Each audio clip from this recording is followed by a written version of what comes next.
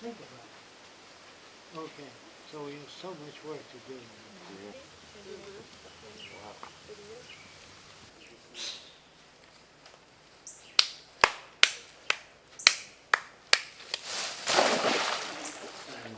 We don't consider people abnormal.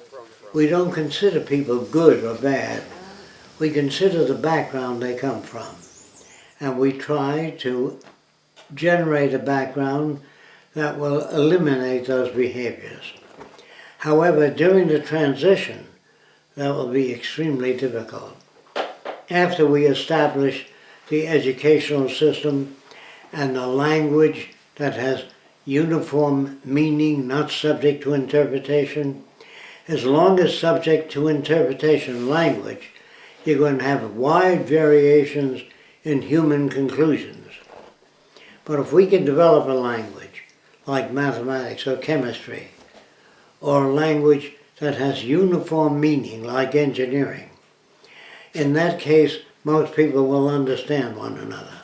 But as long as you go on the way we've been going on, language will always be subject to interpretation. I don't say that people will pick up the new language and begin to use it. The transition will be painful and will be comprised of many different types of human behavior. We're not talking about right or wrong, good or bad. We're talking about human behavior that's reinforcing to all people. That's the kind of behavior we will attempt to generate by maintaining an environment that informs people as to the nature and factors that shape human behavior.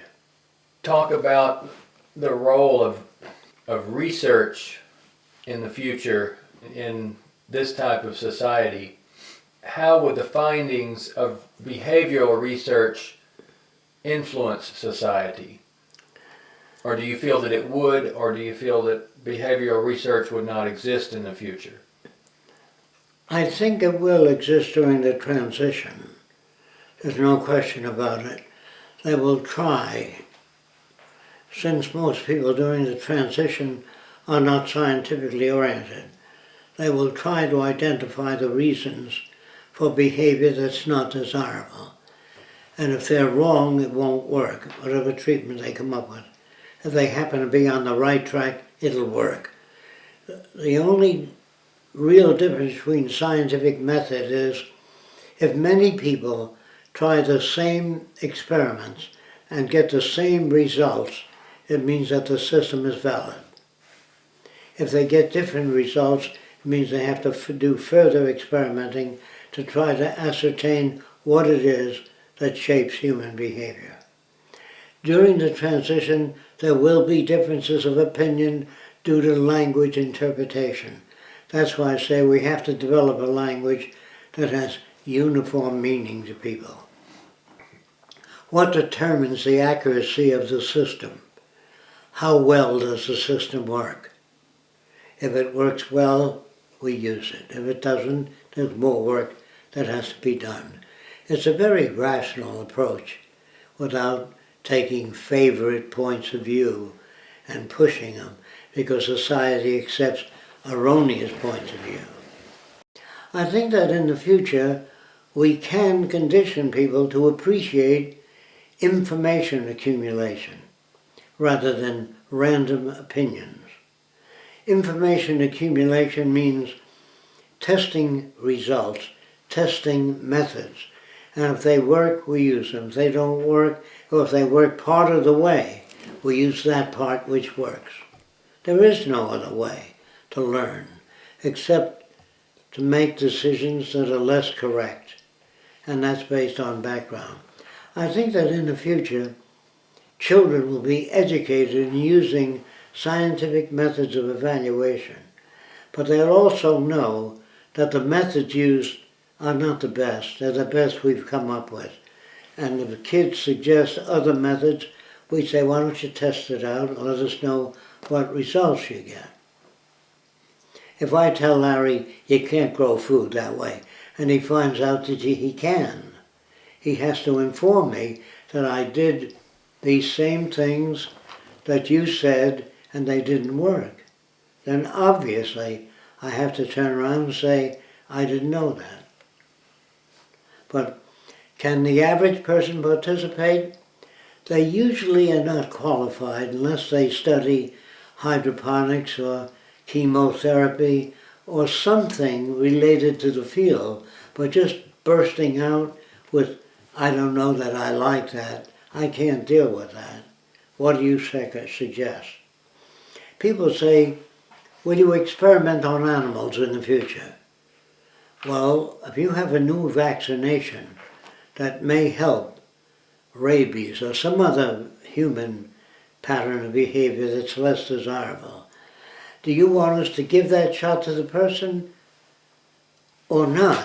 What is it you want to do? Do you want to give it to chimpanzees and see what effect it has? Or do you want to give it to a human being? Or are you willing to accept new experimental shots? I don't want to give it to animals, but I don't want to... Well, you're not offering anything. Every vaccination that you get has been tried on animals because people didn't know what else to do. They didn't know who else to try it on. There were some doctors that said, I will shoot myself with it because I have no right to shoot anyone else. A lot of them died. Now, do you want doctors to try it on themselves? Or have you a new approach to that problem so we don't have to try it on animals? What do you suggest as a new approach?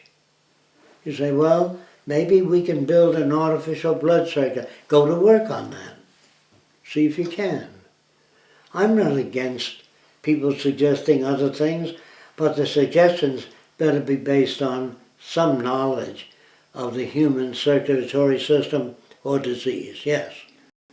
Jacque, I think there's on the frequent asked questions section, it says the Venus Project doesn't support animal testing. Yes. It doesn't. Which is not really the case, though, is it? Well, during the transition, yes. But after the transition, people will be researching like mad all different possible alternatives to try to alleviate that condition. I don't like raising cows or pigs for the dinner table, but we'd have to study more on nutrition and how meat affects human behavior, and if it's detrimental to human behavior.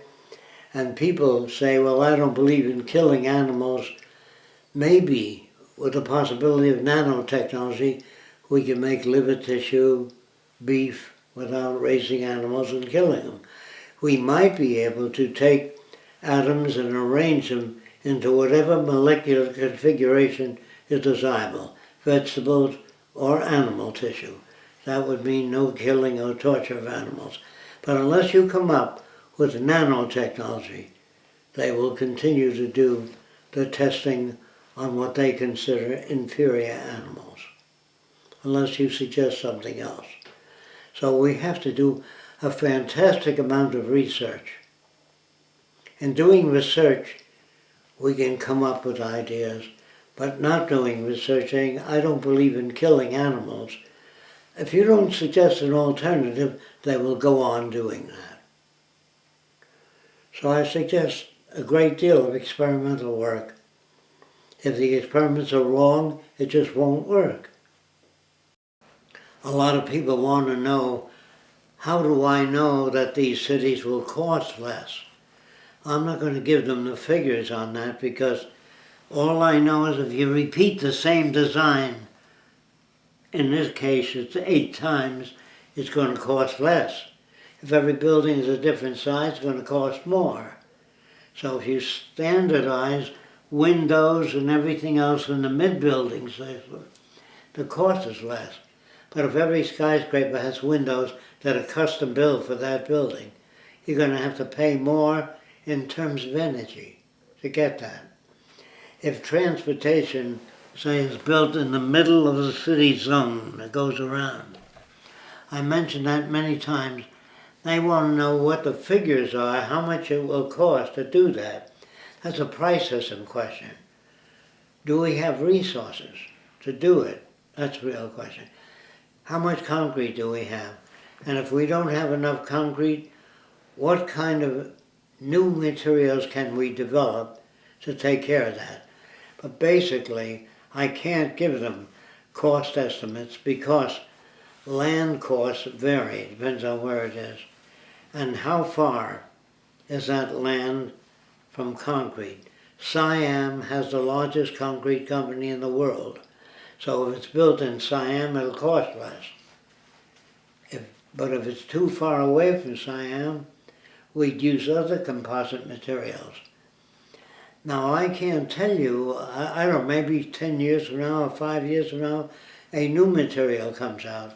So why should I specify that all these would be built of concrete reinforced with metal?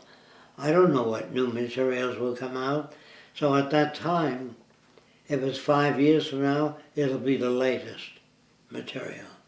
Right now, if I design a city of what I know of up to now, it won't be the latest, it won't be the best. Do you understand that? There are other problems that I mentioned in the past. Giving people blueprints to cities, they can take out patents on it, and they can stop us from putting it up, because they own the patents. So I can't just hand out blueprints of cities to people, because certain things I don't know. Let's say that the soil is 65 feet deep till you come to bedrock. You know what that is? So you need piling under the building all the way down to the bedrock. I can't give you any estimate on the city unless the geologists show me a cross-section of the soil. I don't know how many piles we need. Are we 15 feet from bedrock? Are we on solid bedrock? New York has bedrock about 10 to 20 feet down. And so big skyscrapers can go up without too much piling. I can't know all those things. If I gathered information of all areas of the world, I would be giving people all kinds of information, save them a lot of financial investment in a monetary system.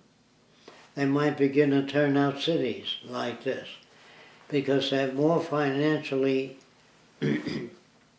able to turn out cities if they economize, and that's about the only kind of information I can give out. I can't give out specifics because I don't know what people will do with it. Our job now is cleaning up the mess rendered by the free enterprise system, which can take years to clean up. I don't like that, but we have to do it. If we don't clean up the mess, the oceans, they say they have epidemics of certain types of fish dying and coming ashore. Well, what the hell? To do research on what's killing the fish, we want to remove what's killing the fish. Do you understand what I mean? Is it the radioactive material the Army dumped in the sea? Is it the nerve gas the Army dumped in the sea? I don't care what it is. Whatever it is, we have to clean it up as best we can. And I don't know, by the time we get to the first Venus Project city, how far along will they dump and poison the air and all that? There comes a point of no return. If you've done too much damage to the environment, we cannot solve those problems. And if you let the price system go, the money system, the pollution will arrive at a density where it's impractical to clean up.